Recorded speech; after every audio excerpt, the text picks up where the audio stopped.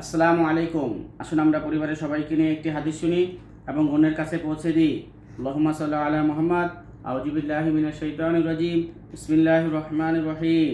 হযরত আনাস ইবনে মালিক রাদিয়াল্লাহু তাআলা আনহু বর্ণনা করেন যে একবার হযরত ফাতেমা রাদিয়াল্লাহু তাআলা আনহা রাসূলুল্লাহ সাল্লাল্লাহু আলাইহি ওয়াসাল্লামের নিকট জবের রুটির একটা টুকরা পেশ করিলেন।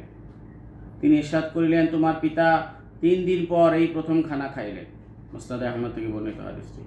এক রিওয়ায়াতে আছে রাসূলুল্লাহ সাল্লাল্লাহু আলাইহি ওয়াসাল্লাম মেয়েকে জিজ্ঞাসা করিলেন, ইহা কি? তিনি আরজ করিলেন, আমি একটি রুটি বানাইয়াছিলাম, আমার ভালো লাগিল না যে আপনাকে ছাড়িয়া খাই। তাবরানী মাজমায়ে জাওয়ায়েদ থেকে বর্ণিত হাদিসটি। আল্লাহ তাআলা আমাদেরকে যে হাদিস থেকে পড়লাম এবং শুনলাম এর উপরে আমল করার তৌফিক দান করেন।